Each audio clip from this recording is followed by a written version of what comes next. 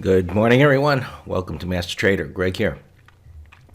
Before I get on to the charts here, if you haven't subscribed to the channel, just click down below, subscribe to the channel, and you'll get alerts when I post new videos, which I'm going to be picking up. The rate of doing that, there'll be a lot of educational lessons coming out on the channel here. So you want to go down there, click the subscribe, and click that bell there. This way YouTube lets you know. All right, so the markets here are kind of getting really kind of boring in that they're just grinding their way higher here. You can see the small candle ranges and little movement. From here's the wide range bar. I spoke about that in one of the videos. And the concept there is that after multiple bars moving up in a straight line, and how do you determine that by opens and closes about the same place. The day ends and starts right where it was, and basically it continues. And if you just drew a straight line here, it goes like that. And then you get the wider range bar, which is suggestive that the trend is nearing a short-term end, or that it has to correct a little bit. Doesn't mean it's going to break the uptrend, but what it typically means is that it'll either pull back or go sideways. Well, it's really doing neither of those, in that you could say it's kind of going sideways because it really hasn't made much headway, but it's a slight grind to the upside. So obviously to me, the market is waiting for something, and well, we had something. And the earnings are coming out. The financials backed off a bit last week. They seem to be acting okay. We'll see. J.P. Morgan looks pretty good. And it looks pretty much the best. And I think that one's worth a shot to buy on a pullback here. You can see it, the move here intraday. But on the other hand, Citi came down really hard, and that was the one that was leading. So we'll see what this does. Here's a concept that you can kind of put in your toolbox of learning. These big wide range bars, right? Big red bar. They're ugly. Well, before we look at that, look at the wide range bar, green bar going up here, ending the move. And that's the idea. After multiple bars up, range expansion followed by some contraction, you're going to get a pullback. Okay, so we got the pullback within the uptrend. Now, overall, here's the weekly. It's still bullish. You say this probably needs to correct a bit. What do? Well, what I do is I wait for the intraday time frame to settle down, and that's what this is doing here as it starts to base, and then it begins to build a base here intraday, which will be probably we'll take it like another day, maybe two here. We could go long in the face of this wide range down bar. You're going to say, Greg, why would you do that with such an ugly big bar? Well, because the higher time frames, the weekly's in an uptrend, the daily is still in an uptrend. And the idea here is this just the news event that pushed it down, and overall institutional investors and traders and funds and so what, are they still going to be loving Citicorp?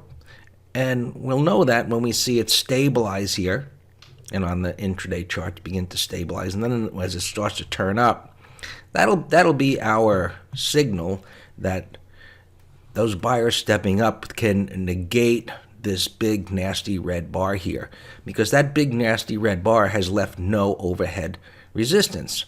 Now, the bearish side of that, you always have to have two scenarios. The bearish side is it goes sideways and it builds up that base, and it then breaks to the downside. That's a possibility.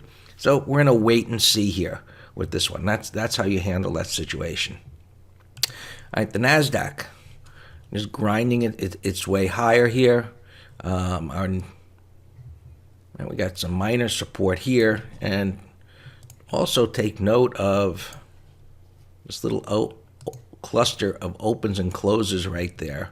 You'll see a base on the intraday time frame if it starts to pull back. But this is, the longer it stays up here, it starts to take on the look of something that's ready to just take off to the upside and become a climactic type of a pattern. So the trend is up. We give the benefit of the doubt to the trend. When we see bearish candles, like in this red candle, we don't give them much respect, in a way of speaking, because multiple time frames the trends are up, and those red candles are supposed to be negated or no follow through to them. They're just transitionary periods where on a smaller time frame buyers begin to step up at support. And we'll have more lessons on that, how to read the price action here without any indicators. You will be quite enlightened as we do more of that.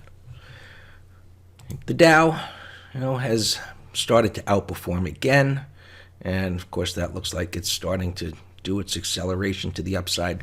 And should it accelerate in that way, we can be relatively certain, based on historic patterns, that the market will then go into a corrective mode.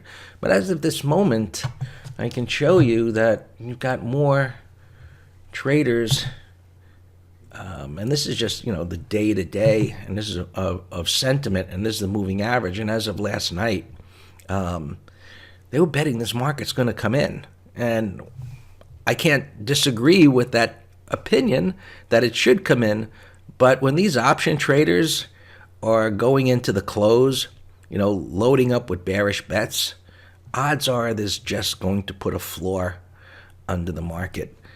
What we need to see to really have some confidence that this market will probably pull back, besides the price pattern that it will form, is that they are buying bearish bets into the close, and this moving average comes down here, and that's not happening. Actually, you can see where some bearish bets being bought here, right, which held the market, and then we had this moving average just started to, it just never got to the bearish level. So climbing the wall of worry, as they say. So the market continues to move up here. All right, we had Netflix reporting, and it seems that it's going to be a non-event, so to speak. I mean, it looked great going up here. It's actually trading below its close now. It was trading at around 205 overnight. And, here, even got as high as the 210 area.